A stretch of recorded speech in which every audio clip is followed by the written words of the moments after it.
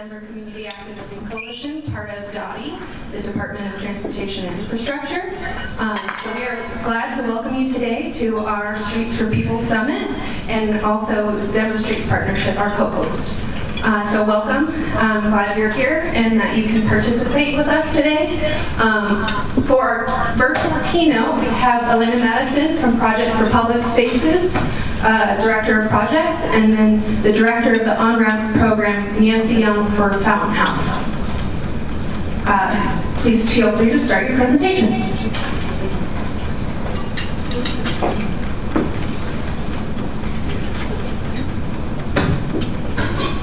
Good evening, everyone.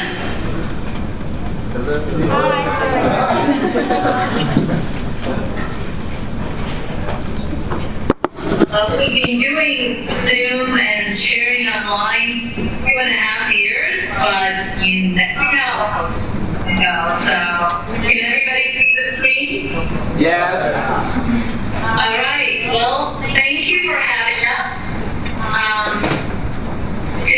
Tonight's topic, I guess, conversation is about places of social inclusion and how we can all work together to address homelessness and mental health needs in public space in a much better way.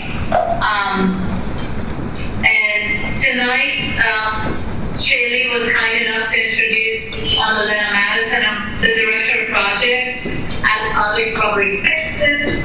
And my co-conspirator tonight is Nancy Young, who is the Director of On-Ramps at Fountain House. And you're going to hear more about what Fountain House is and what On-Ramp is in a little bit of time. So I work for Project Public Spaces. We're a not-for-profit planning, design, and implementation, but also education and advocacy organization. And we call the work we do placemaking, and I'm sure many of you are familiar with that at this point. People are talking about placemaking. Lots of people are doing amazing work in placemaking. I think what we want to talk to you about is how placemaking actually be really meaningful, substantial work for social inclusion, and how through social inclusion we can address the needs of people experiencing homelessness, mental illness, addiction, and other vulnerable or underserved populations in public space, and do this work from an inclusive perspective. So our goal with building places for social inclusion is actually to be very intentional and build social environments where people with special needs and people who are vulnerable can actually get the support and the connection to the community that they need. The social environment, the way we see it, is the mixed intentional and spontaneous social and psychological experience that people have with each other face. Sometimes private space, but not these we're talking about a public space, a public place. These experiences can have very positive impacts on behaviors and beliefs and extend way beyond the experience of a particular place. So social environments, just like physical environments, need ongoing management, programming, and special attention to be successful. So obviously, over the last 2.5, 3 years, we've heard a lot and we've had a lot of conversations about homelessness, mental illness, and other problems that become much more visible in public space, and they continue to be a challenge for many of us place practitioners, but also for organizations that operate and manage and program public spaces, and for the people who plan, design, and make public spaces happen. We all know that visible homelessness in public space is something that is not new. And for many downtown public spaces, it has been something that has been around for a long time. Yet, for a long time, we really haven't talked much about those challenges, and it's been a little bit of a shameful secret for many downtowns and downtown spaces. And more often than not, homelessness in public space is being looked at from an operational perspective. It's something to manage, police, enforce, hide, dilute, or relocate, move somewhere else. So in this photo that you see, there is someone laying on a lawn in a downtown park in Atlanta, and that behavior is kind of perceived as negative. But laying down in a park is obviously interpreted very differently depending on who people think you are. So this is Gantry Plaza in New York City, and yes, laying on the grass, laying in a hammock is totally positive and embraced. Laying down on the sidewalk or even in the street, again, can be interpreted very differently depending on who people think you are. And of course, letting people lay on a city sidewalk as being considered undesirable, yet in a sanctioned public event is something that people cheer and support and think is very meaningful. So we see a lot of double standards in terms of behaviors and how they're being controlled in public space. There are many subtle cues that are used to stigmatize the most vulnerable in our communities in public space. And for example, for years, Bryant Park was not allowing people experiencing homelessness in the park with their many bags. And this is, for clarity, this is not a photo of Bryant Park. I don't believe they have this policy anymore, but that was the case for many years. And of course, the rules against bags do not apply to tourists or shoppers downtown. So we have these double standards. But at the same time, we've seen municipal governments around the country pouring millions of dollars in programs aimed at addressing homelessness, and specifically street homelessness and chronic mental illness and addiction, with modest results. The current approaches, other than policing, of course, are really focused on ignoring or pushing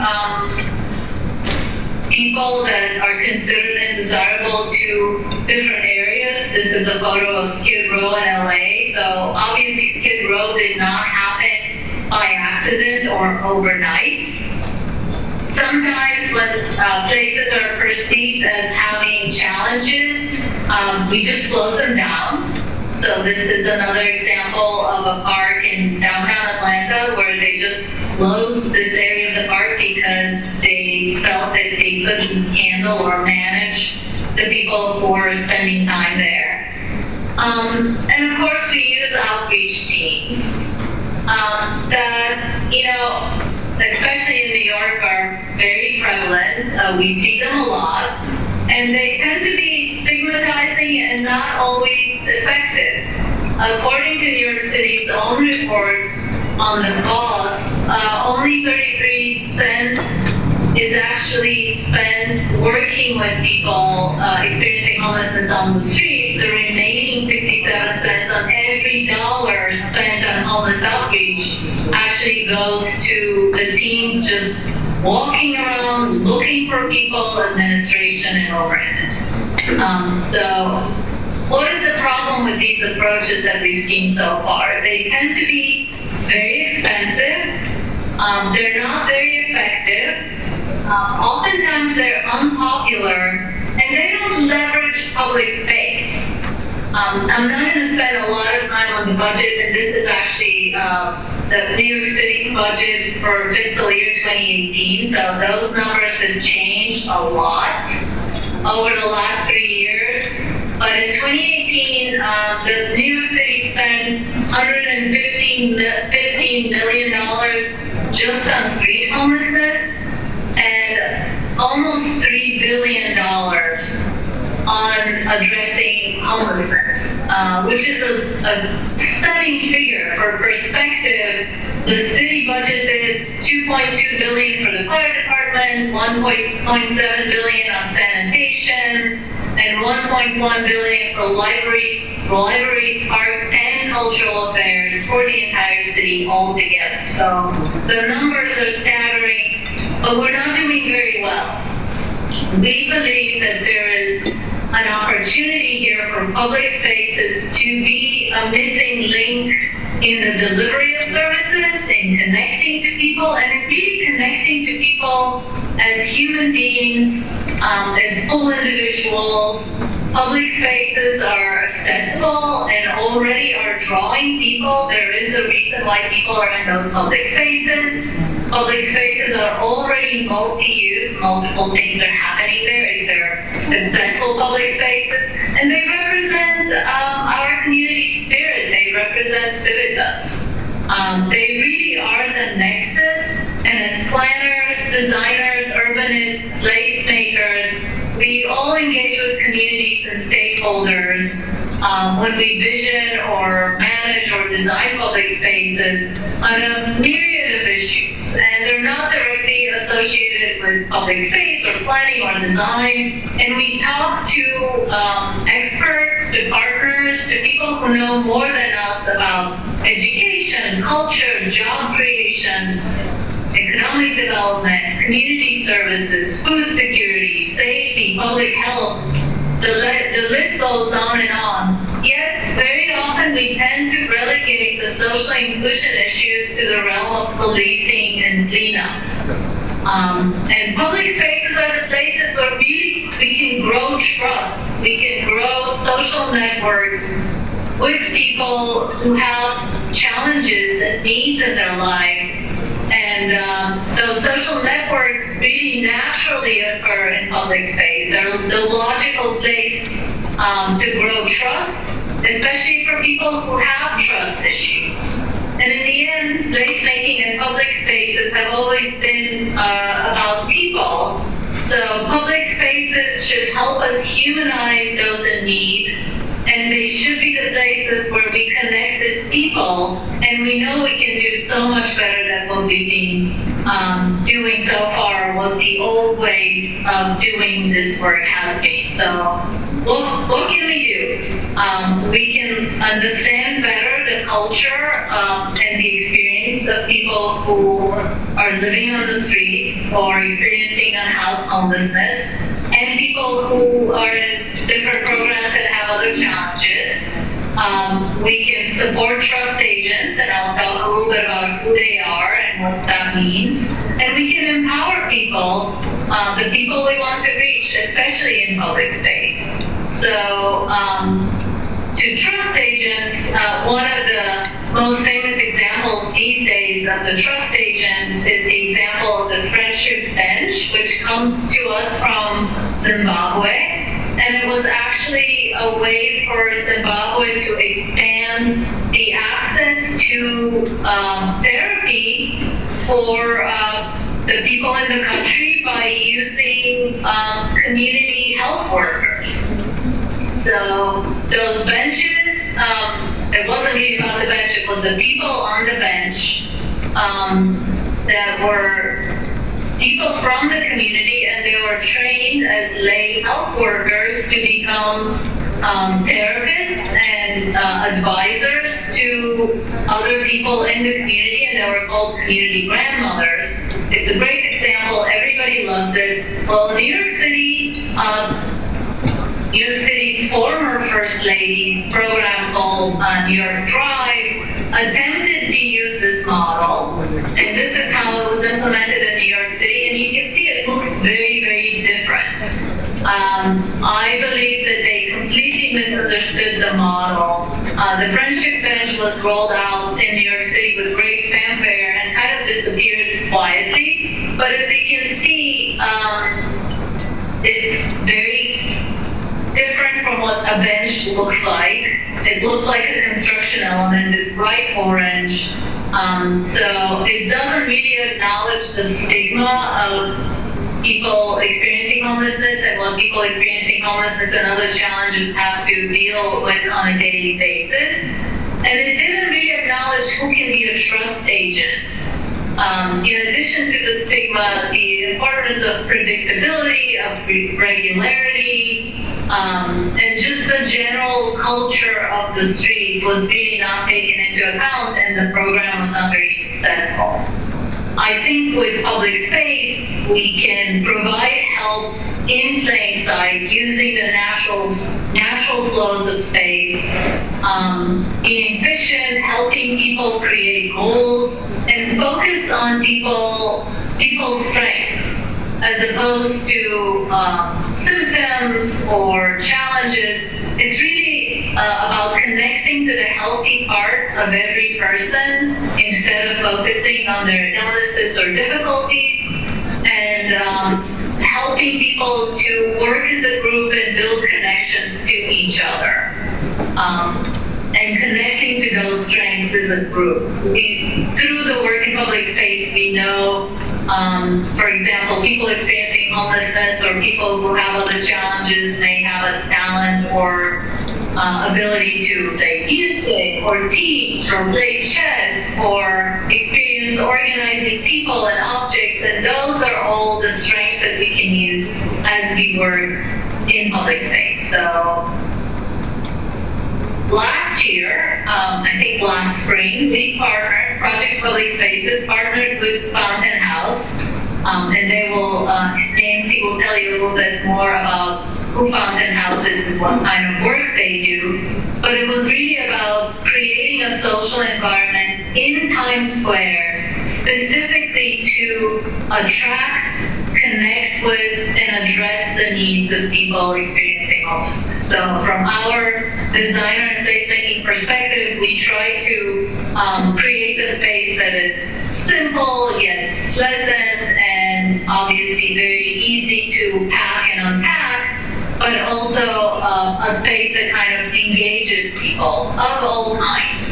So with that, I'm going to hand it over to my partner Nancy, and she will tell you more about Fountain House and our common experience in Times Square. Nancy. Hi everybody, glad to be here. I'm Nancy Young from Fountain House. Really appreciate this opportunity to talk with you and tell you a little bit about what we've been doing since sort of the beginning of the worst part of the pandemic, where we started talking with community organizations. Fountain House is a really unique mental health organization that for the most part served its clients, who we call members, internally, and didn't have a lot of experience out in a public space. And during the pandemic, we turned our attention to people who were unhoused, people who were not getting food that they needed, people who were not being reached out to during that time. And we did that by partnering with some of the local community organizations in Times Square. And we also did that by partnering with Project for Public Spaces. But first I'm going to take a quick minute to just tell you a little bit about Fountain House and why it's unique. We are a mental health rehabilitation program, and we work with adults with serious mental illness. We have a very different model than most mental health organizations. First of all, we think of ourselves as an intentional community. We call our clients members because they belong to it, and we call our beautiful space in the Hell's Kitchen neighborhood of Midtown Manhattan a clubhouse. The clubhouse was the first of its kind in 1948, and now there are over 300 all over the world.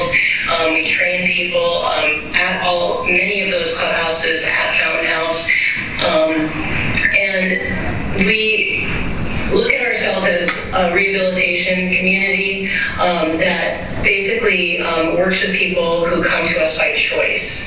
It's not a clinical model. It's not transactional. People don't come in by appointment, and they're not mandated to come to us. So when I say they come to us by choice, choice is an integral part of our model. People work side by side. When they want to be there, for as long as they want to be there, they can leave and go to work or school and come back. take a couple of years off and come back. They're members for life. They help each other. They get to know each other. They build trust with each other. It's engaging work. It's rehabilitative work, and it's what we call social practice. So Fountain House serves about 2,000 people a year with serious mental illness, and about 35 to 40% of those people come to us with a history of homelessness or housing insecurity. But at this stage, we also can say that we help people get housing if they come to us with that insecurity or being unhoused, and 99% of our members are securely housed today. What we realized, though, is that in the intake process, when we're welcoming people into our community, but they're not yet members, is that was an opportunity when they're not yet members and they're struggling with different aspects of their life, that we could forge relationships and build trust at that time with them when they're dealing with a lot of their pressing needs. Like, for example, we can help them get food, we can help them get shelter, we can help them get IDs or to medical appointments or to see a psychiatrist.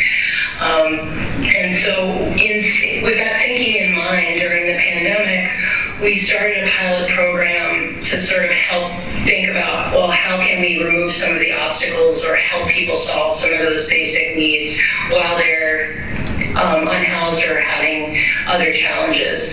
And we joined forces with a couple of community organizations, one that's called a problem-solving court called Midtown Community Court, and one is a street outreach organization called Breaking Ground, and again with Project for Public Spaces.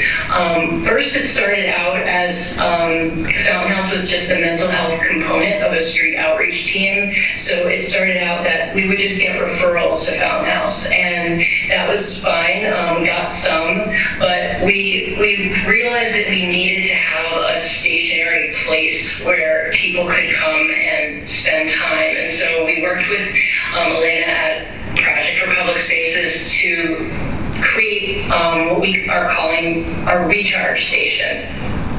So this is a place where it's right in the middle of Times Square in a pedestrian area. It's a beautiful blue, as you saw from the picture. It's got plants, and we serve fresh coffee, and we let people charge their phones, which is why we call it the recharge station. And we basically do still invite the street outreach workers to come and spend time there at the recharge station to meet people there. We ask our partners in the community to tell people, come on by for some hot coffee and conversation. But really, we're doing what we do at Fountain House out in the community by using social practice to engage with people at the recharge station.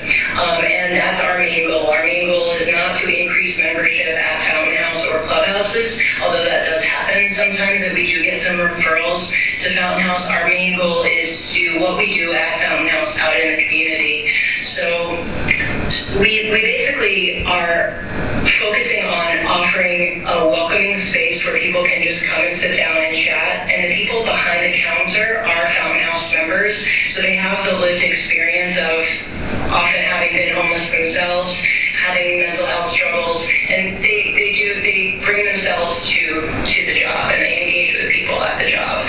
And so, they're meeting people, they're asking them questions, they're getting to know them, they're offering to just sit and chat with them. And like I said, our goal is not to try to necessarily give people any, solve all the problems that they're struggling with, but if that trust is built and if that relationship starts to, feel like a connection, those needs are often brought up and those needs are then solved. We've worked with a lot of people to help them get into housing, into shelters, and also into,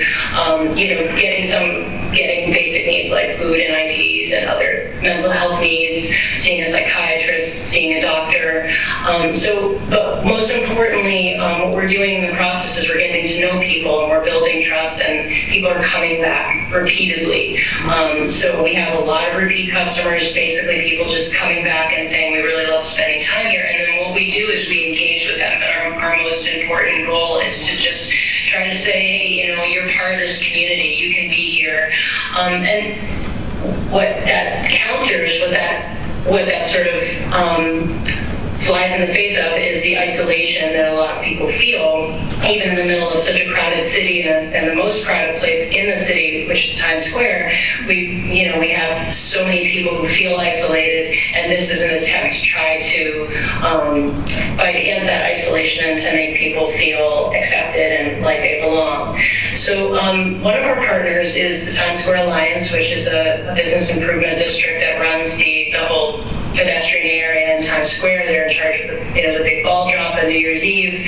And they have actually shown us a great deal of appreciation. Not only do we get the space for free to do what we do, but they supply the generator and the gas, and they talk about us in their events, and they also help to fund the building of the recharge station. In addition, they bring by local elected officials and candidates quite often to visit the recharge station and to see the work that we're doing, and also to introduce it as an alternative to just the sweeping up of encampments and throwing people out of the subway that's been happening recently.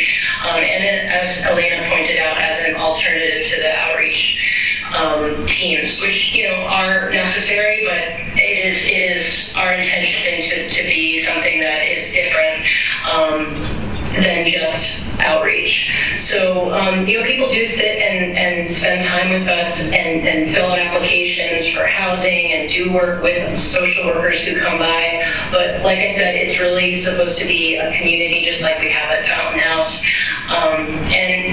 We're meeting with Project for Public Spaces consistently to try to improve the space and add new ways to engage people and try to work with creating new opportunities to find ways to talk with people and build relationships. One of the reasons I'm just ending on the topic of partnerships is just to underline that we feel that the importance of working with community partners who have different strengths and skills is really key to creating a solution, creating community, and also to just make sure that this is all about increasing a feeling of belonging for everyone who is using a public space. And I'm going to just end on that note and open up to any questions that people might have. Thank you, Nancy. Yes, we're ready for questions.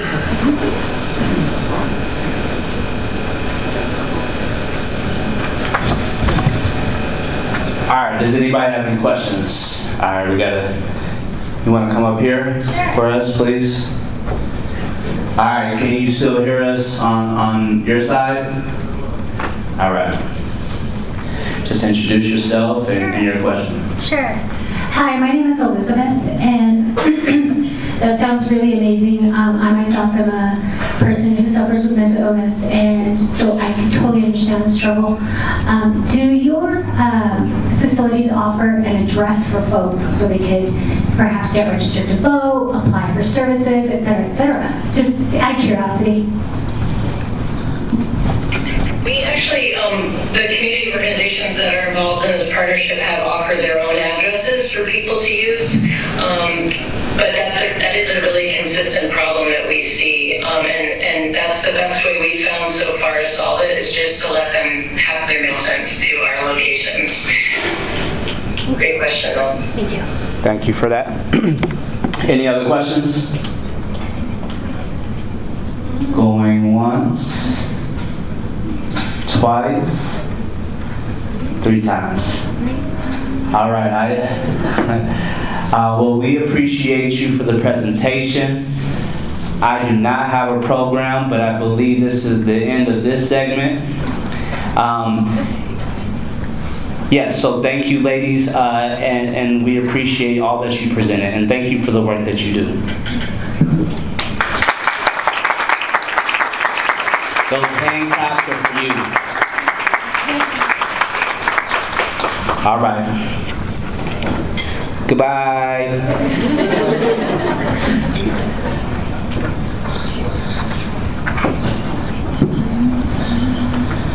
All right. Here you go, Molly. I'll get you.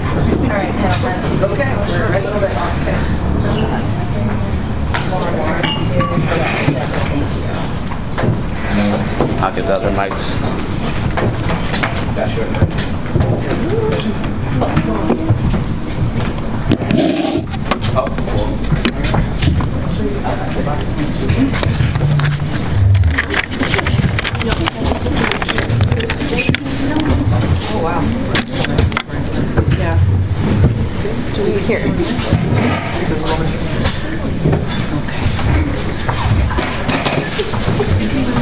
Is that better? A little bit more space. Okay. And then, do we have a...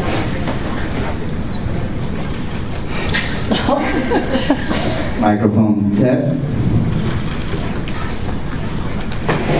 Smile down. I'll leave that. Are you testing one more microphone? Yeah. Okay.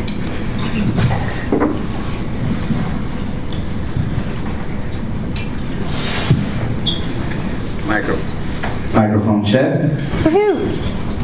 All right. Hello, friends, and thanks for joining this evening. I'm Molly McKinley. I'm the Policy Director at the Denver Streets Partnership. I'm so glad that you're all here this evening for this conversation. And before I introduce our amazing panelists, I just want to acknowledge a couple of things. First, the topic of public spaces is really broad and complex, and we have about an hour for this conversation, which I'm sure will go by very quickly. I hope that you'll learn something and consider some new perspectives. I hope you'll go forward after this discussion and ask questions to hold decision makers accountable and advocate for approaches that you think will meet the needs of our community. This conversation is a small part of creating a city with welcoming public spaces, and it's up to all of us and many leaders who aren't in this room tonight to make the change. I also want to acknowledge that we have panelists here who represent a variety of organizations and agencies, which I will soon tell you about. But we only have one head of an agency here this evening, Deborah Johnson of RTD, spoiler alert for introductions. And I imagine that our conversation might reference Denver Union Station because it's been in the headlines over the last 6 months. But the issues our community is facing right now are complex, and I just want to be clear that RTD is not the only decision-making agency that has a part to play. We'll talk about some of those partnerships, where we need more leadership, where we need more collaboration, but just want to acknowledge that going into this conversation. Now, I'm excited to introduce you to these wonderful panelists and get rolling with our discussion. So first, I'll introduce Deborah Johnson here. She's the CEO and General Manager of RTD. And next to her is Kaylee Gates, who's a Community Resource Outreach Administrator for the Denver Public Library. Next to her is Lisa Ravel, who's the Executive Director of the Harm Reduction Action Center. And then lastly is Carly Salon, who is the STAR Operations Manager within the Denver Department of Safety. So now we'll get started with some questions. First, this one is for all of our panelists here. What does public space in Denver mean to you? And talk a little bit about how your work intersects with public spaces. So softball, get warmed up. All right, I'm gonna swing. So first and foremost, I want to thank Dottie and the Denver Street Partnership for the opportunity to engage with you all this evening. So my qualifying statement would be this: public transportation is interwoven into the communities of which we serve, so it has a vital part in any aspect of a community. And so with that being said, with public transportation, the operative word in what I do is public, because we don't pick and choose who our customers are. So when we talk about public spaces, transit quite naturally is going to enable people to have access to said places. I think what's most paramount in relationship to all of that is that when we are planning spaces, transit needs to be at the forefront, whether we're building, places in which people congregate, where they reside, where they frequent for entertainment purposes. It's inherent, or not inherent, I should say, it's imperative that we are at the table collectively as we design these spaces so we can collectively address issues that plague society as a whole. Thank you. Oh, that's how it works. Yeah, let's hear from all of you on this one. We'll have some questions that'll be specific to some of you. But we'll just get warmed up. This is my first panel. Well, this is my first panel too. My first moderating role, so. I mean, it feels appropriate to follow Deborah because obviously Denver Public Library, we are a community space. We are maybe one of the only spaces that exists anymore where you can loiter. You can come in, you don't have to spend money, you can spend all day. That's not typically the way that it works at other agencies or even some public spaces now. Civic Center Park, I'm looking at you. Yeah, that was a joke for some of us. I think that there is no intersection in our work at the library and public spaces. We are a public space, and we take that seriously. Free and equal access for all is something that we strive for, and we don't do it perfectly. Honestly, we struggle. It's difficult for a large agency that's in every single neighborhood in this county, in which every neighborhood is its own little microcosm, its own little environment that is so much different. And I think you kind of get a cross-section or a slice of everything that is going wonderfully well and all the resilience in a community, and you also get a cross-section and a really detailed view of all the ways that our community members are struggling and suffering. And I think that's uncomfortable for people. And I spend a lot of time, my philosophy related to public spaces in the library, I spend a lot of time talking about the difference between safety and comfort, and are you actually unsafe or are you uncomfortable? I take lovely RTD transit every day into work. I love the Zero. That's how I got here. Yeah. And I'll tell you, there's a lot of stuff that happens on the bus almost daily that makes me uncomfortable. But I think I really need to interrogate that internally, and I would challenge others who are involved in setting policy and working in agencies to further the narrative around, is this something that is actually threatening to your safety? Or is this something that brings you discomfort? The end. Thank you so much for that response. I think in preparing for this, thought a lot about the conversation about safety versus comfort and for who, and it's different for folks, and I appreciate you giving that challenge to folks to explore that. Lisa. So the Harm Reduction Action Center is Colorado's largest public health agency that works specifically with people who inject drugs and people who smoke drugs such as crack, meth, and fentanyl. I am your go-to gal. Let's talk about drugs in public spaces. Ever heard of it? We were never too cute to think that fentanyl wouldn't come to Colorado, right? It's been on the East Coast since 2014 and in Colorado since 2018.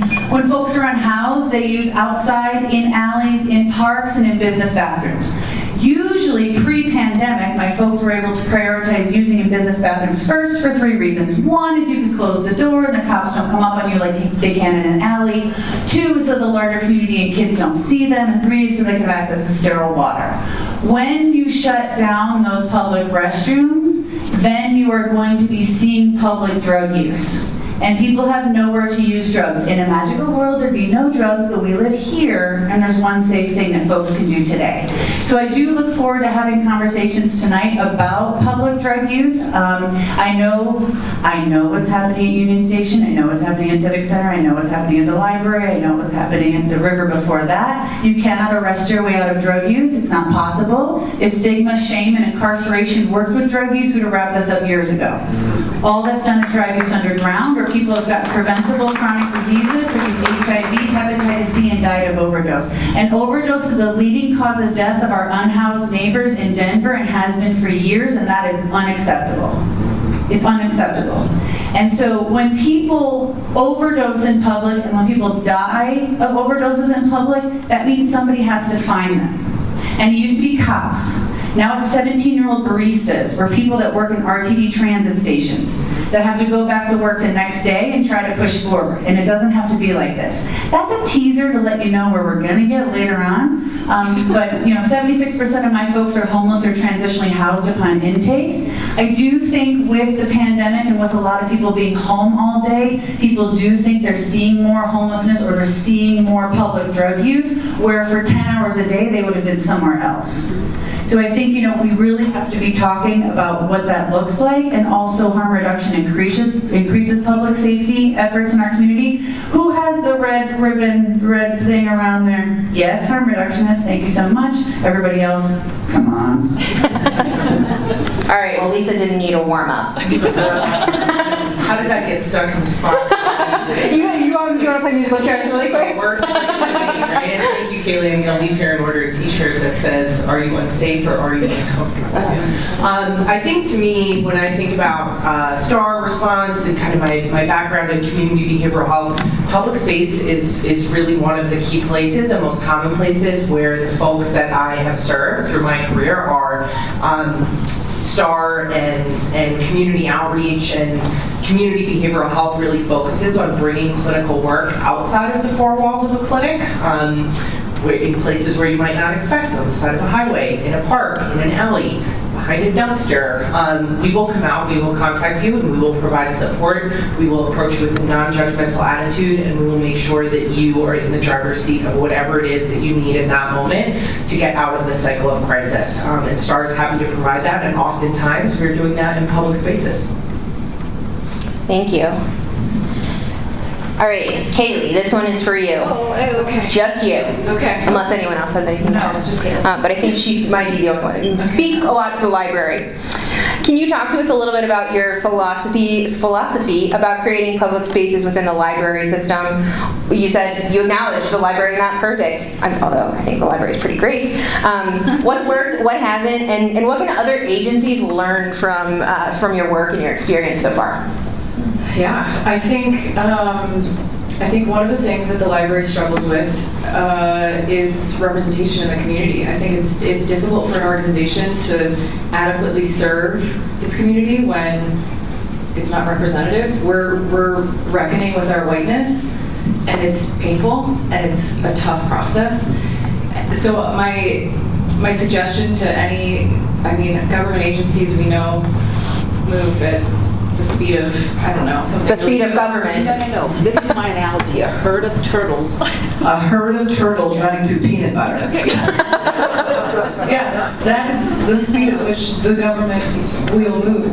So I think those of you representing nonprofit agencies can have the ability to be more agile, but I would say you need to focus first on your staff and ensure that the staff members that you have and are able to retain represent the communities that you need to serve, not just the communities that you want to serve.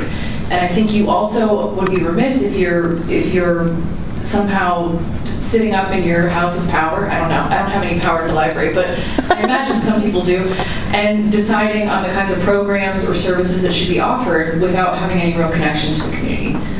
Community members will always have a better idea of the services or access or anything that they need. And I think government would be well served or serve the taxpayers better to respond directly to those needs rather than dictate in kind of a paternalistic way what we think the community wants, which is tough.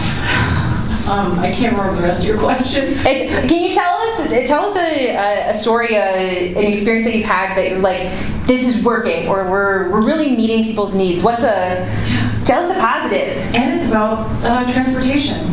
Union Station. Bonus points. Yeah, we fought for, we didn't fight. We worked very hard for many, many months to get the necessary parties involved to get access to a regular outreach site at Union Station, because we recognized that the Department of Safety and Denver Police were really working from an enforcement perspective. They've, at this point, have probably exceeded 1,000 arrests since January, and I think there's a statistic you have later showing that most of these are nonviolent. This is not a scary place. This is a place where people are suffering and using drugs in public spaces because they don't have anywhere else to go.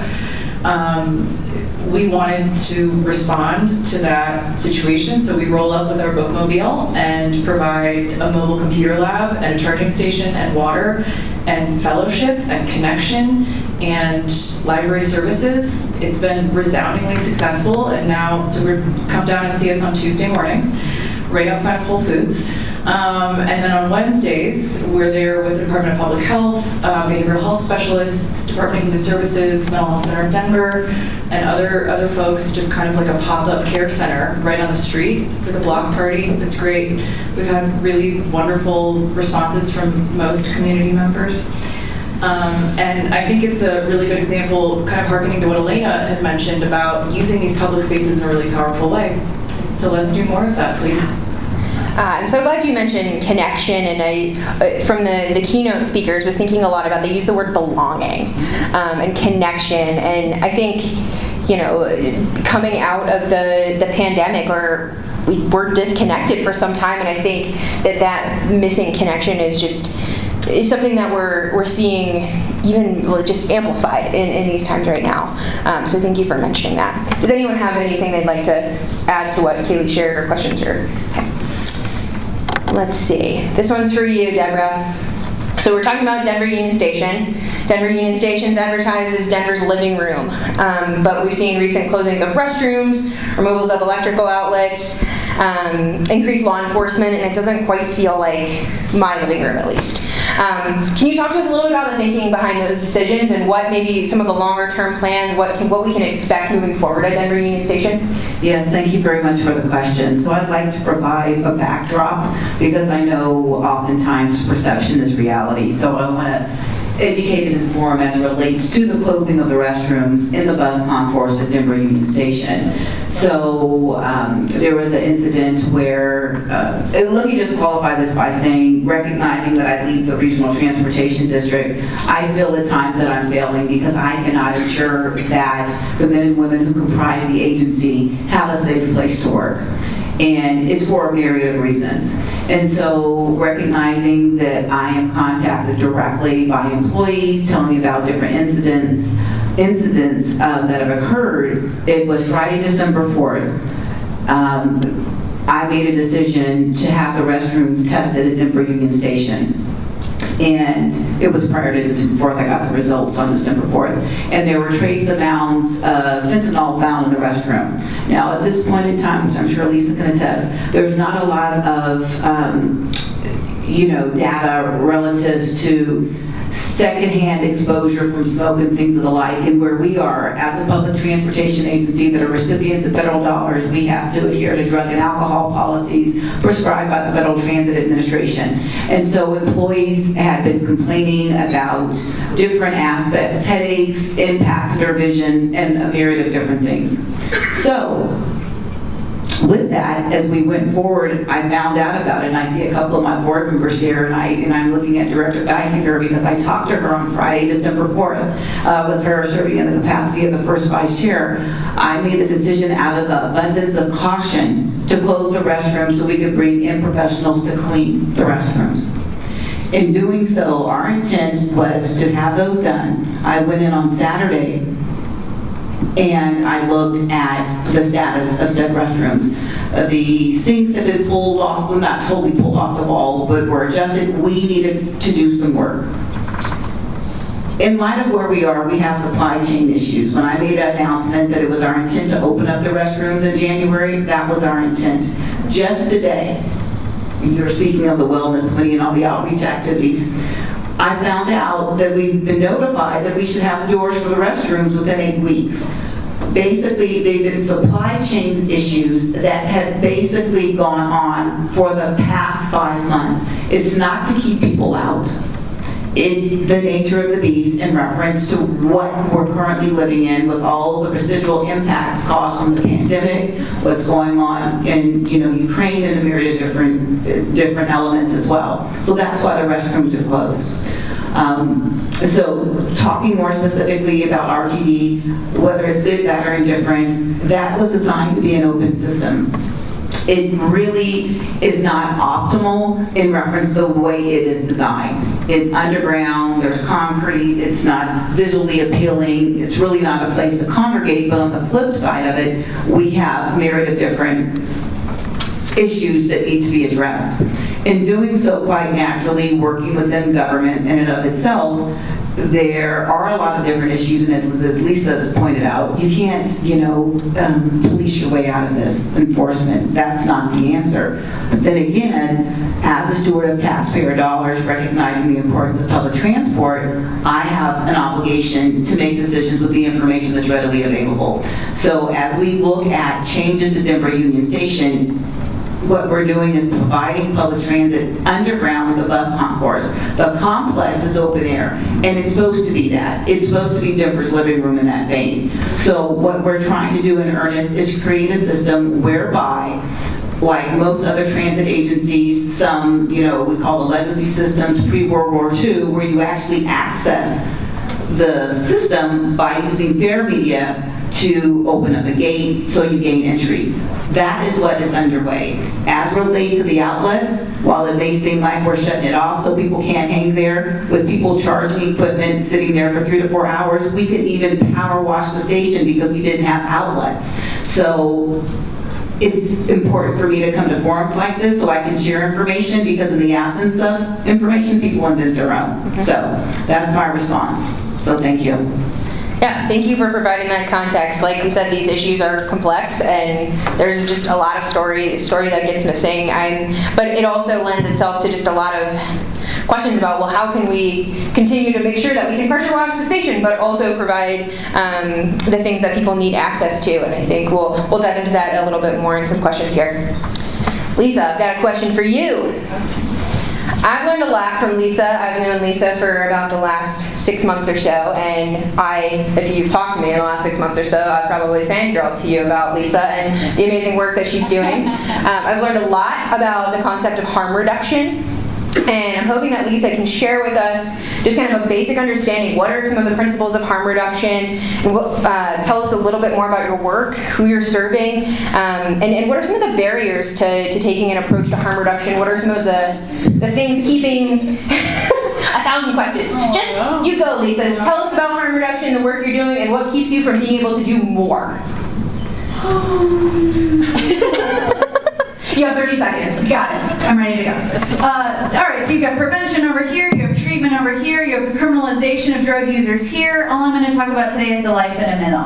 In a magical world, there'd be no drugs, but we live here, and there's one safe thing that folks can do today. And we believe that people want to live a life of recovery. They shouldn't have to live with preventable diseases such as HIV and hepatitis C. We believe if people don't want to live a life of recovery, they shouldn't have to live with preventable diseases such as HIV and hepatitis C. Harm reduction reduces the harms associated with X. Today we're talking in relation to drug use. However, we use lots of forms every day in every way. Sand in a playground, helmets when riding a bicycle, designated drivers, reduces the harms associated with your drunkenness. So harm reduction is pragmatic. I am meeting you today for a healthier and safer you. How can I support you for a healthier and safer you today? And quite frankly, nobody knows you like you know you.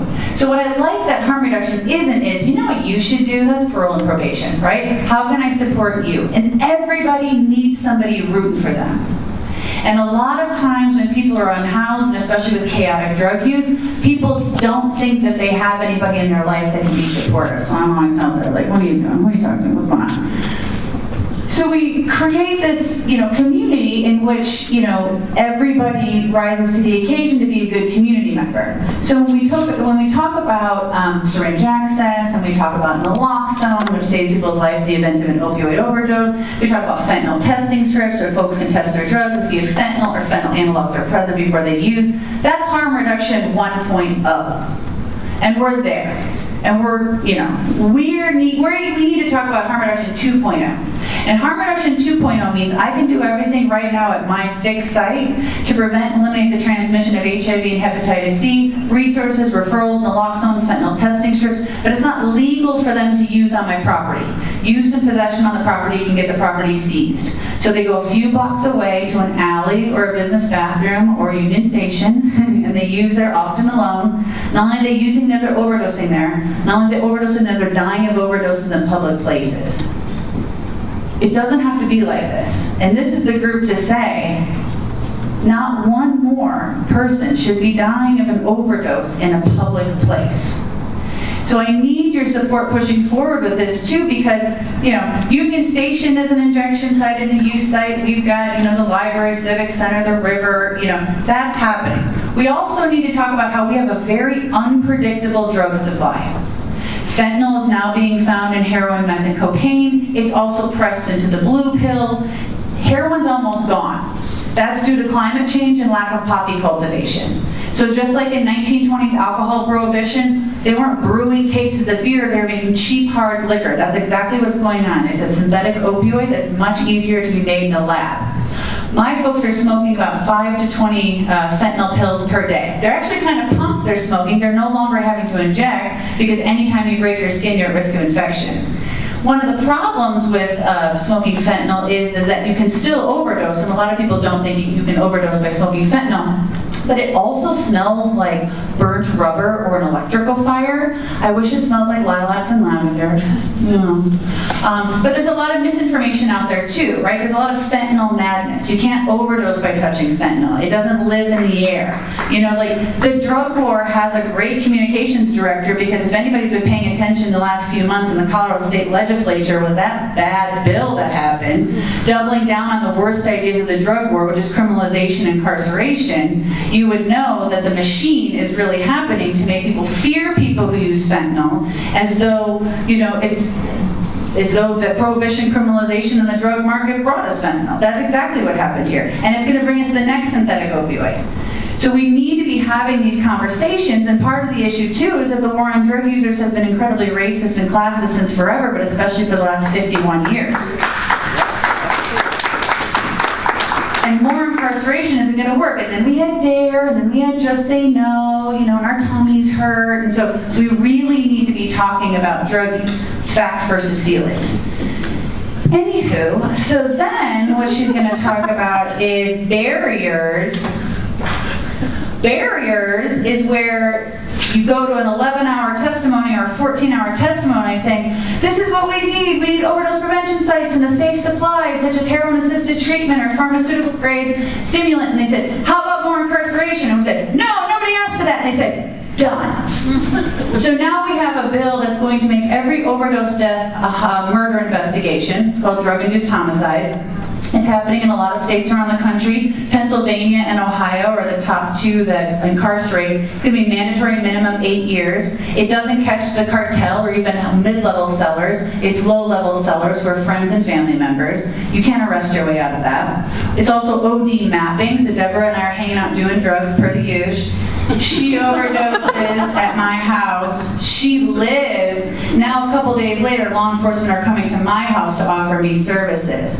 All that's going to do is add surveillance in communities. So those are the top two reasons why no one's ever going to call 911 again for a medical emergency in the event of an overdose. Yeah. So now it's definitely on us. So everybody in this room, if you walk on Earth, or especially in Denver, I need you carrying naloxone or Narcan. Because they know, legislators and decision makers know that people are dying of overdoses. They just won't let it be with me. They'll continue to let it be at Deborah's place. But I also won't be running the shit show of Union Station, sorry Debs, because people are incentivized to rise to the occasion because it's the one safe space in the entire world they can talk realistically about their drug use. So, you know, people want to have these safe spaces, and when you push it underground and you push it into alleys, and then it happens very quickly, that's where a lot of times we have issues. So do I have barriers? Heck yeah, I got barriers. I got the communications director for the drug war putting all this fentanyl madness out there that, you know, fentanyl is not in cannabis. You can't vape fentanyl. Fentanyl doesn't go into a vape until 466 degrees, but most vapes only go to 216 degrees. Like, I have to be this like chemical nerd now because that's the way to really talk about, and other people who especially use fentanyl, right, to make sure that we're incarcerating them, and we've never been able to incarcerate our way out of it. So, back to harm reduction. You should tour and let us know if you want to. I'm sure we'll get there in a little bit. But we do need overdose prevention sites. Colorado will definitely have one. Denver will definitely have one. I just don't know how many thousands more people have to die of a preventable overdose until we get one. Thank you, Lisa. Something that Lisa said to me when I did tour the Harm Reduction Action Center earlier this year was that she talks with folks that come into her facility all the time, and folks have been going to Denver Union Station or going on transit and using drugs so that they don't die alone, and that just makes me really emotional. That's just a really systemic failure on our part, on the leadership of the many layers of government that we have. That's the way that people that's like the lowest level of connection, like so that I don't die alone. And so I started carrying naloxone, and I talked to my colleagues about it, shared about my own experiences, and hope that you will consider doing that too. It's available free through, I think, DDPHE. Yep. Which brings me to another question here. So we're talking about connection, we're talking about public spaces, and we touched a little bit on how folks have been pushed around. So it was kind of a natural progression. Towards the end of last year, Civic Center Park was closed. There were lots of folks who were spending time there. The park was fenced off, so where did folks go? Denver Union Station. And we keep seeing this in our neighborhoods, just around the city. People keep getting shuffled around. And I just want to know, why can't we just meet people where they are? How can we better serve people in the spaces where they already are? And it sounds like some of that's starting to happen more at Union Station with the Wellness Winnie, the Book Mobile, and other services. But just wondering if anyone wants to kind of pick that up, like what else can we be doing to be serving people where they are? What do we need? Let's ask for, or how we can be doing that. What are some ideas that you've seen either within your own agencies that just we don't know about, or other examples or things that you would like to see? Start off. So I think STAR does a good job of meeting people where they're at. We will literally respond anywhere in the city. It doesn't need to be at an address. It could be in a park. It could be at the corner of Broadway and Colfax.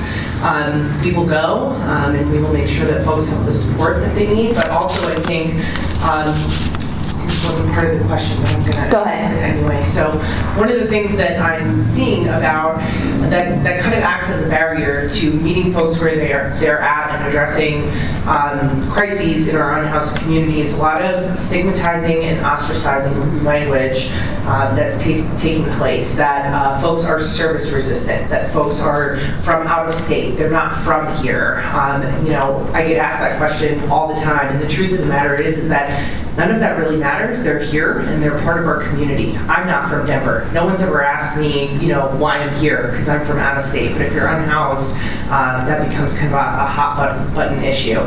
So I think one thing that we could probably work on as a city is our messaging and trying to get kind of on the same page as far as folks deserve dignity and respect. They are here and they are members of our community and they matter, and that we really need to do a better job serving our city's most vulnerable. And I would like to see more services like STAR, more services like the library is offering, the outreach at Union Station, because that really is where, like the keynote was talking about, connection is made.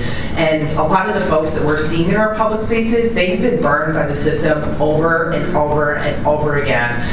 They've been promised things that weren't followed through on. They have a history of trauma. This is not a one and done sort of a deal. And you need to keep showing up, and you need to keep treating folks with dignity and respect. And not counting how many times you're going out and contacting them and they said no, but waiting for that one time when you get the right fit and the right moment and they say yes, because you're the one person that continued to show up time and time again. So I think that's what I would like to see us focus more on as a city in our public spaces. And just real quick, I know Councilwoman always pushes forward, we need bathrooms and trash pickup.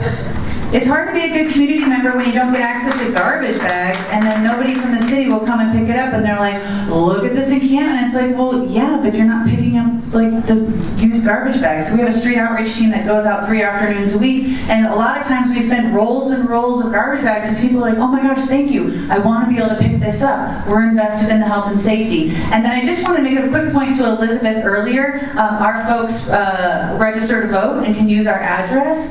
Folks that are unhoused and people who use drugs definitely vote, and especially for elected officials and ballot initiatives that affect their lives. So it's really important that they're a part of community decisions, even though a lot of people don't act like they're a part of the community. Thank you so much for both of your comments. I think, if anything, I'm sitting at the table, I just was reflecting on what Molly said. I'm the one agency lead, and that's not to minimize you all's role, but I think what we need is courage. Let's not be afraid. Let's stand in your truth. I am a public servant because I basically find great joy in giving more than receiving. So basically, it's having the opportunity and lean in. Using the Denver Union Station issue, when I was getting complaints from employees, I reached out to Mayor Hancock's office. I educated myself. I reached out to Lisa. I went over so I could garner a better understanding. And I think it's more or less being empathetic to others' plight, because all of us have a story of which we know nothing about, and if we could get out of our own way, we as a society would be a better place. We're supposed to be one of the richest nations in the world, but yet and still you look around and you see the haves and the so-called have-nots. And I think if anything, what I'm trying to do, I don't pride myself on having the expertise you do. I know I'm a public administrator. I know I have 30 years of experience in public transportation, understand strategic planning, government relations, and a myriad of other things. But one thing for certain is that we have commonalities. We're here because we care. And if more people basically put that aside and got rid of the survival of the fittest mentality about where I want to be next, we'd be in a better place. So I'm engaging, trying to have those conversations. As I said to Molly, she's like, we're not going to beat up on you. I said, this is nothing personal, it's strictly business. I'm representing an agency, but I also live in Lodo. I see on a regular basis, and I would say I think fentanyl smells like burnt peanut butter and brake fluid. And for me to know that, it's just unfortunate, right?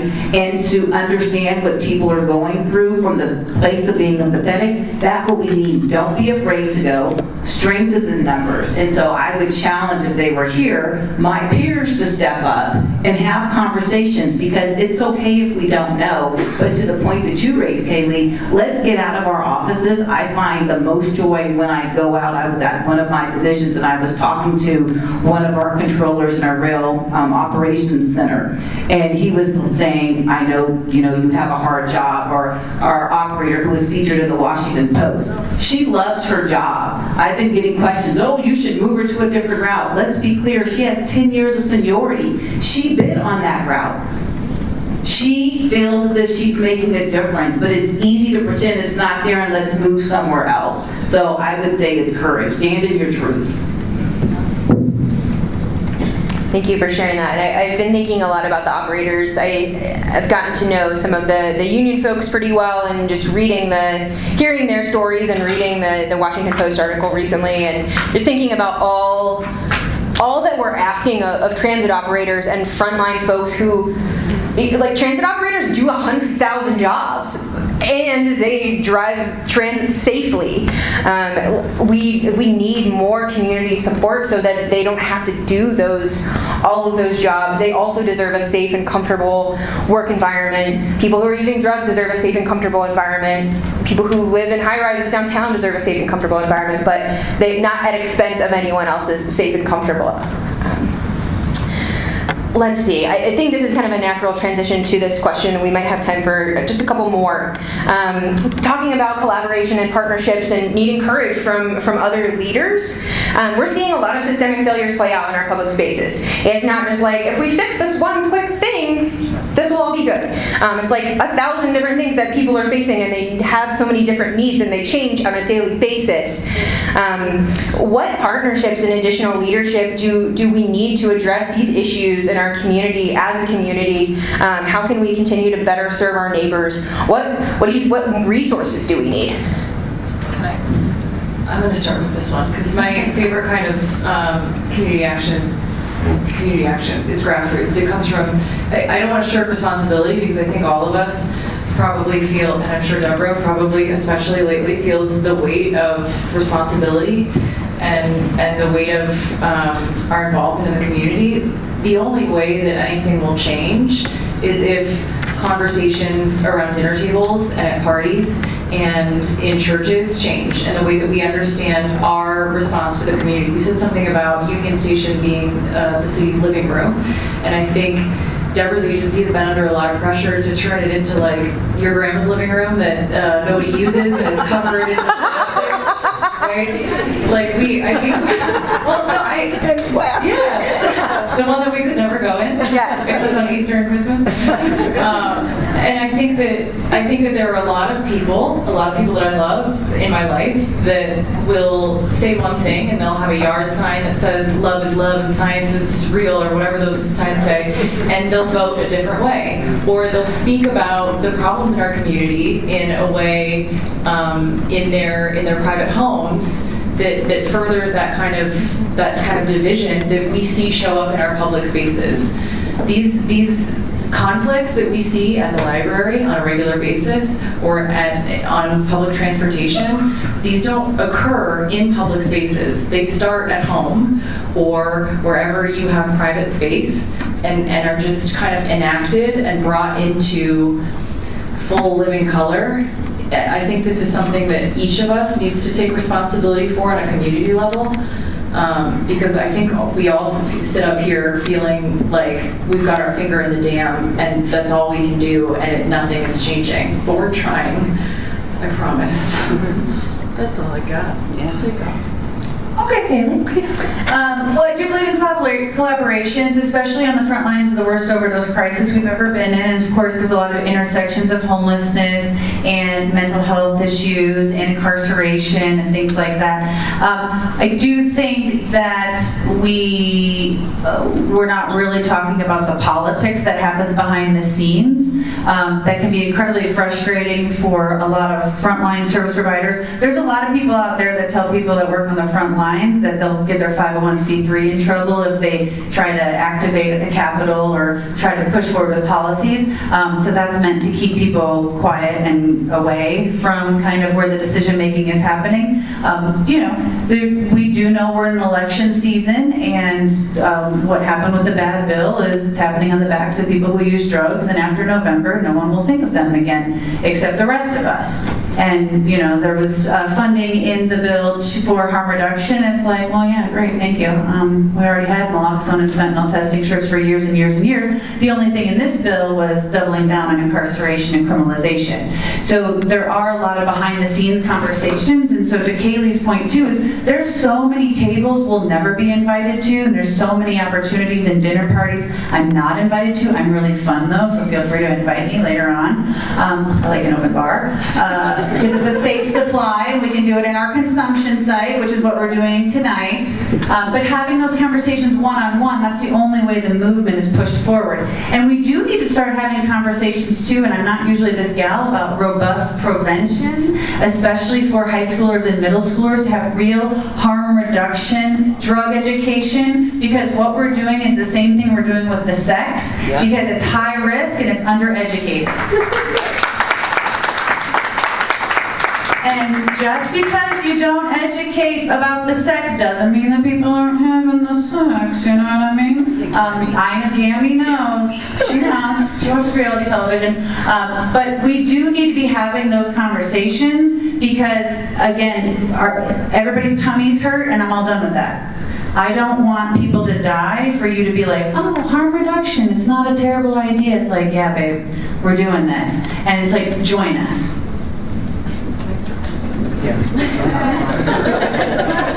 No one wants to follow that. Yeah, exactly. Where's that photographer? So before we do some audience question and answer, I just want to open it up to all four of you. What do you want this room of people who presumably cares about other people with different lived experiences and cares about creating public spaces where people can find belonging, what do you want them to know about your work? What do you... No, Lisa, you have to go last because then no one else is going to answer my question. What do you want them to know about your work? What do you want to ask people?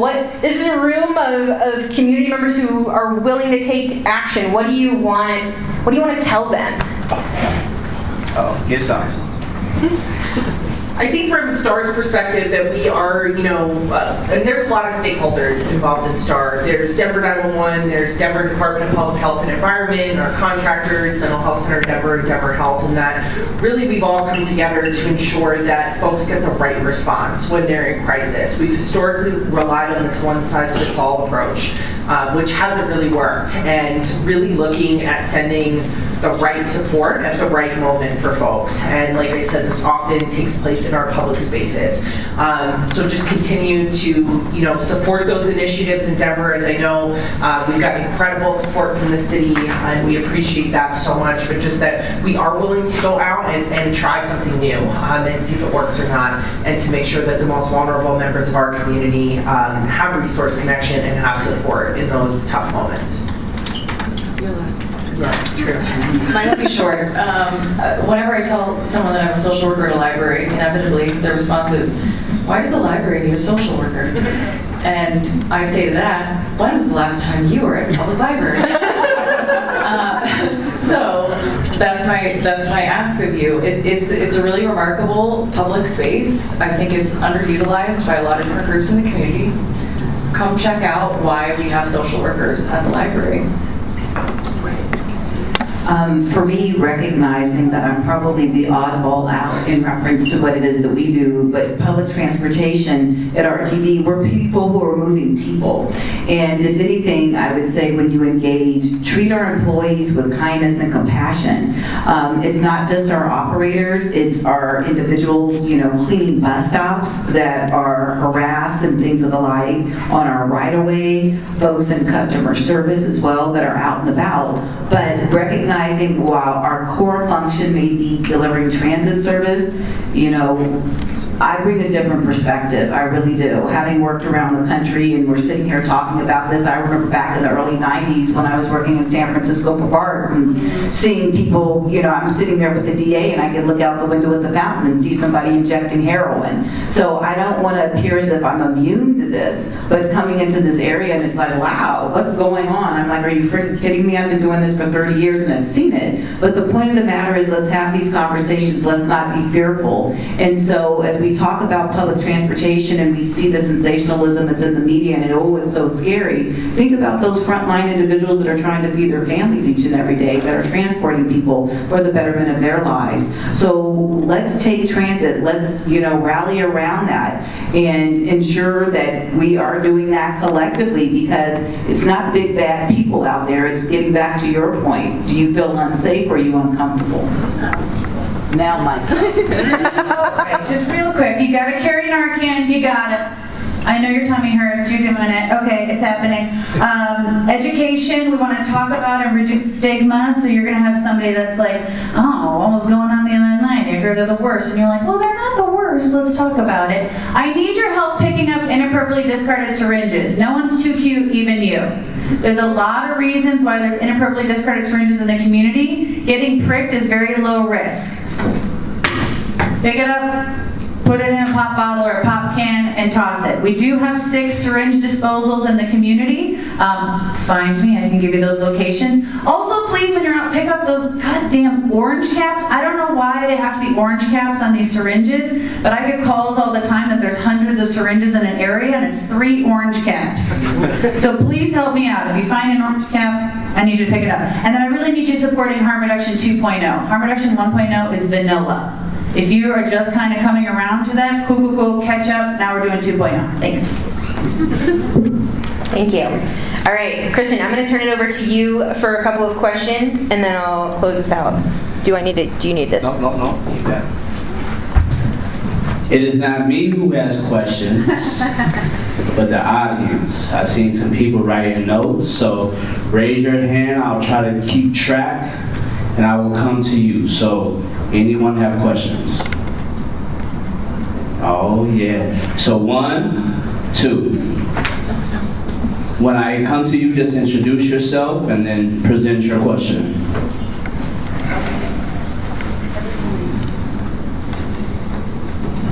Hi, my name is Brian Loma, resident and active member of the community, and thank you all for your work. I think the question really is about bathrooms. I've used Union Station bathrooms without doors in them. I know we could do it now, but more to the bigger point of the question is, how do each of you in your roles in your agencies see the ability or the need to bring that, and how you might envision what public bathrooms look like in the 2.0 version?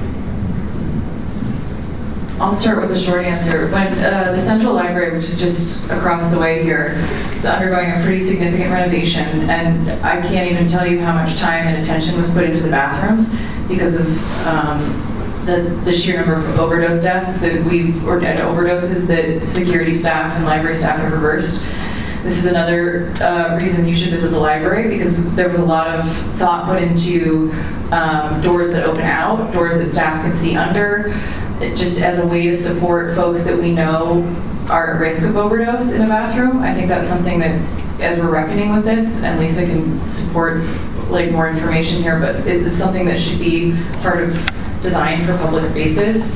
It's unfortunate, but it's harm reduction to some level.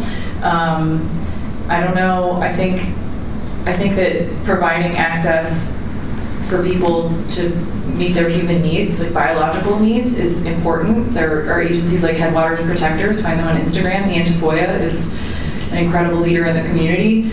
I think that we need to focus more on publicly available restrooms as well, and facing those kinds of issues, not just as an organization, as the library, or as RTD, but as a larger community.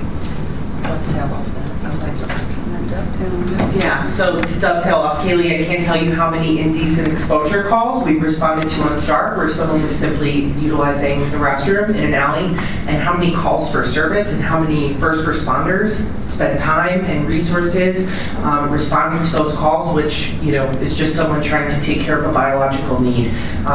What a financial kind of waste of money that is. You're, you know, increasing police contact that folks are having, and, you know, now STAR is able to respond to those, but, you know, we also could be responding to someone who's in behavioral health crisis and not just trying to find somewhere to use the restroom. So I think, you know, that is sort of my 2 cents on public bathrooms. It's creating a lot of calls for service in the emergency response space. So, There's a rule. Lisa is always going to be go last. So as we look at public restrooms, I would agree that it's collective in the sense it's not just about Denver Union Station, but I will share what I found to be most helpful years ago living in a different geographic area that had a lot of activity, and I'm speaking more or less about the San Francisco Bay Area, where basically we had self-cleaning restrooms, that there was a time allotment and you go in, you come out, and you know, those were easily manageable, and we generated revenue for the city and county of San Francisco because it was done through an advertising contract. And so there's a lot of different ways that that money could be fed back into the services that are needed, you know, for the greater community in which we're serving. Well, and I would just say, Brian, especially the bathroom stuff is so weird. It's just so weird in general. Like, nobody likes being a bathroom monitor. If anybody's ever been to the King Supers at 13th and Spear, they have blue lights in their bathroom. They have blue lights in your bathroom so you can't find your veins because they had so many overdoses happen in there. But that doesn't mean you can't use a cell phone light, right, or go intramuscular. So it's a blue light, which I want to believe they use other lights to clean with, anyway, and a locked door. And if you ask somebody for the code, they won't tell it to you, right? They'll walk you to it, they'll unlock it, they'll stand outside. That's a staff capacity issue, right? We do know in most of the overnight men's shelters in Denver, they don't have bathroom doors on their stalls because they've had so many overdoses happen. So when we started working, especially with Denver City Council in November or 2018, we have a very robust business coalition that says bathroom stuff is weird, and I get really nervous that people are injecting in our bathrooms. So what I would encourage, well, and there's 2 mobile bathrooms, there might be a couple more now, that were so controversial years ago, and it's like, I think we can all agree that we can all connect on bathroom stuff. But they have monitors.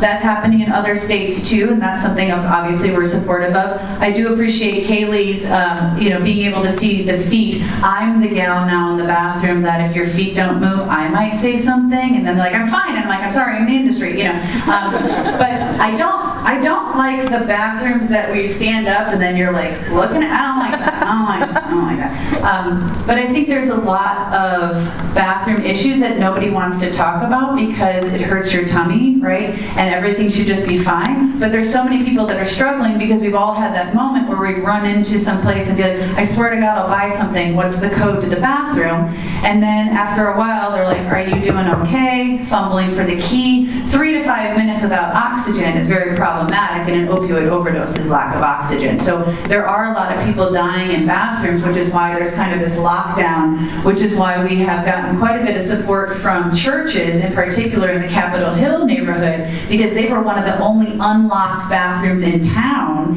And then, church secretaries are there by themselves during the week, and so they were afraid people would come in and use, and then the church secretary would find somebody too. So these are larger conversations that we need to be having. We don't support blue lights, but we can understand why people would do that. Thank you for that.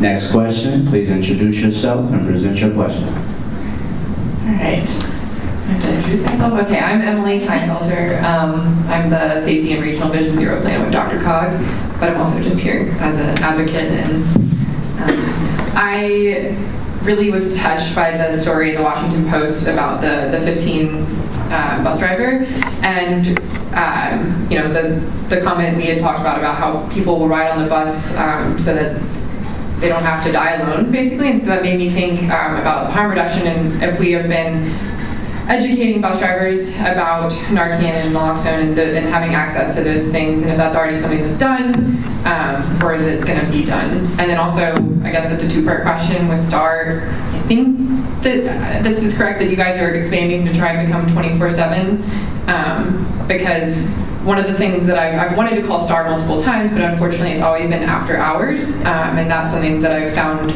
to be a barrier for me to use it, is that every time, and then I don't know what to do because I don't feel comfortable calling our police force and don't know how to deal with the situation. And I'm not equipped to step in either, so.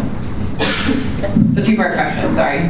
No, sir. Yeah, thank you so much for the question in referencing Operator Suna Carabay.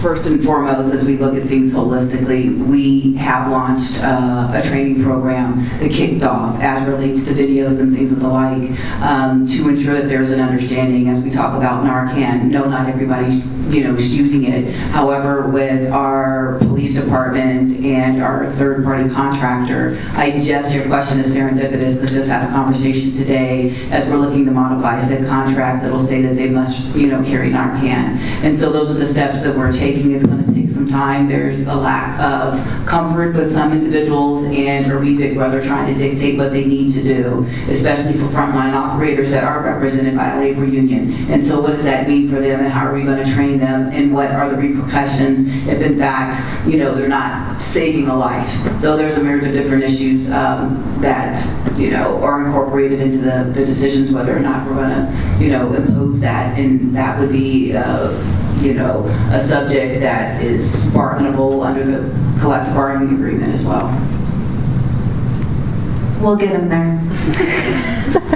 So there's a few kind of details. I want to make sure that I hit on all the pieces of your question. So if I miss anything, let me know. But so currently STAR is running 6 a.m. to 10 p.m. 7 days a week. And that's an expansion from our pilot that was running downtown from 10 to 6, Monday through Friday. Recognizing that crises happen outside of the hours of 6 a.m. and 10 p.m. The reason that we chose that time frame to put our initial wave of expansion resources is that the data shows that is our highest call volume time. That mimics the overall call volume of Denver. Our population grows Monday through Friday business hours, and there's more calls. So, we were lucky enough to get funding to buy 5 additional vans to add to our fleet of one little pilot van that we were running for quite a while. And then once we get those resources in place, we can look at the data, make sure we're meeting the need of our highest call volume time, and then yes, I think absolutely it is trending to go 24/7, because we want to make sure that folks have access to the right response overnight. I recognize that maybe doesn't exactly solve your problem currently, but that's what we're working towards, with one of our biggest barriers being that the vans were ordered in September and they are still not here yet. Told me that they're being here in August, and also told me that these estimates essentially mean nothing. So we were lucky enough to get some loaner vans from MHCD and from Denver Health to be able to, not put a hold on those resources that are in place, but kind of starting to think ahead of, like, if we need to expand beyond this, or we need to expand 24/7, we need to probably order those vehicles now. Also, we do have social workers that work downtown 24/7 that ride with DPD. I recognize that that's not necessarily always the right response for the situations that you're encountering, but that those resources are also available. So we're kind of slowly ramping up to eventually meet that 24/7 model. There's one little follow-up. Is that Sure. the calls, are those calls that are made by people that are requesting the service, or those like for themselves, or are those being made by community members that are requesting for the service for someone else? Because I think there's a big difference in that. And somebody that's asking Yeah, for the so we don't, that's all STAR calls citywide. So since the beginning of the pilot, 911 Communications has been flagging calls that were STAR appropriate, whether STAR was on, available or on shift or not. So we have a really good idea of what the need looks like citywide. The truth is that a lot of our calls are third-party calls, you know? It's folks who are sleeping in a business doorway and the business owner wants to open up and they're calling. But we want to show up for those people too, right? Because if we don't show up, it's a traditional first responder, and that's just not the right response. So, you know, we really just don't differentiate. We just look at whether STAR needed to be there or not. All right, I think we have time for one more one-part question. I was about to ask you, did she answer your question? But Emily's not allowed to have any more questions. I'm not saying that. Please introduce yourself and present your question. I'm Sharita Hadnal, and I am the BWA Block Captain Program Director for the Stapleton Foundation for Sustainable Urban Communities. We drop Stapleton. But my question is, I'm hearing a lot about what we're doing after the fact, and I understand, like, if somebody's already in a place of addiction, we have to deal with that. But I'm curious as to how or what kind of work is being done. I heard some mention about MHCD, and I'm not familiar with a lot of the different organizations that provide counseling services and actual treatment. But I guess what I'm wondering is, where is the intersection between like the actual counseling and the treatment going on, so that we're not just dealing with it afterwards, but that we're looking at how the actual reduction in addicts and the increase in recovering addicts is going, because it seems like, I mean, this could be a never-ending story. So is there work being done in terms of collaboration among all of these different entities to actually look at what type of treatment options and where are the root causes of these addictions coming from, and how do we start to address that versus just saying, let's keep you alive to continue to use? I mean, I'm not saying that it's not important to keep people alive, but I mean, to what end? Well, and I will say, I can't help anyone or get them into treatment if they're not alive. So I think that's a huge part of what we're doing. I think another important initiative to highlight is the Caring for Denver Foundation, which created a new tax in the city and county, 25 cents on every $100 spent, to go directly to seed programs that would directly address behavioral health and substance misuse. I don't think you could talk to any service provider in the city that wouldn't say we need more substance use treatment. That's definitely a gap in our services, but those are conversations that are being had, and it's not that they don't exist. It's just a very individualized process, substance use treatment and prevention, right? It's not a one-size-fits-all, just say no kind of approach. So making sure that we have the myriad of approaches that we need to meet the needs of our community, I think, is something that we're still working towards. I think it's a very tall ask to ask our unhoused neighbors to be sober with all the crisis management that happens on the streets. We do have a lot of folks who use meth who do so in the winter so they don't have to go into the shelter, so they can walk around the city and not lay down and freeze to death. So a lot of times using meth in our community is a survival method. One of the #1 substance use treatments we have for meth use is housing. They don't need to use this chaotically anymore. I like that back to you. Inpatient's a story of hope. Nobody goes to inpatient anymore. Medicaid still doesn't have a rollout. We have social detox. We don't have medical detox. The only inpatient we really have in Denver is Denver Cares Detox, and they're inpatient. And that's a lot of times where they send unruly people who drink. So a lot of people don't want to be on the floor and writhing in pain, because withdrawal is physically painful from opioids. It's physically painful. The flu times 1,000. So there's a lot of kind of issues that happen with that. Now, medication-assisted treatment such as methadone, Suboxone, Vivitrol, that's the gold standard now. We do have quite a few more clinics, but clinics have a very hard time. You would think, you would think people would want treatment community, clinics in their community. They have a very difficult time getting into neighborhoods and their treatment. I sometimes have to move around. Try moving a syringe exchange around town. You know what I mean?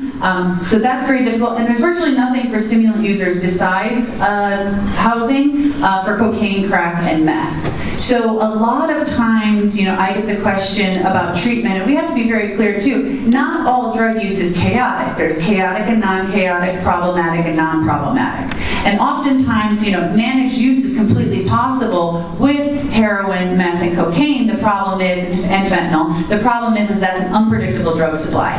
Much like managed use is possible for alcohol. That just happens to be a safe supply, and that's predictable. Some people will have one beverage at the bar tonight. Somebody had 9, right? And they're going to get up and they're going to go to work tomorrow too. So, people use drugs. People have used drugs forever and ever and ever and a day. And not everybody's going to use for the rest of their life. Some people might though. And we just have to be okay with that, because also nothing dulls the voices of schizophrenia quite like heroin and fentanyl. And we don't have the mental health system that we deserve, that people deserve, to oftentimes get the medication that they need, also when they're in and out of incarceration too. A lot of times, my folks have felonies, and if you have a felony within 7 years, violent or not, in Denver, it's very difficult to obtain housing. And oftentimes they're like, well, it's not violent, might as well have been. So a lot of times when people are in encampments or using chaotically, it's because they have that felony where it's very difficult to get a job and housing, and now we don't understand why people aren't flourishing. So, treating drug use as a criminal legal issue has never served us well, and it's gotten us into the worst overdose crisis we've ever been in, with the most unpredictable drug supply. So we're absolutely positively keeping folks alive today so they can see the sunrise tomorrow. It's a t-shirt moment. I'm going to summarize. Decriminalize drugs. That's it. Housing is one solution. Decriminalize. It doesn't make sense on the face upon first first feeling. Think, wow, if we decriminalize drugs, wouldn't everybody go do drugs? I've never really had an intention to use heroin. And I don't think the law is stopping me. You know what I mean? Anyone who wants to use a substance hasn't ever said, I really would use heroin, but it's illegal. So better not decriminalize drugs and vote for elected officials who support that, because you'll get me out of a job, which I would like. Thank you.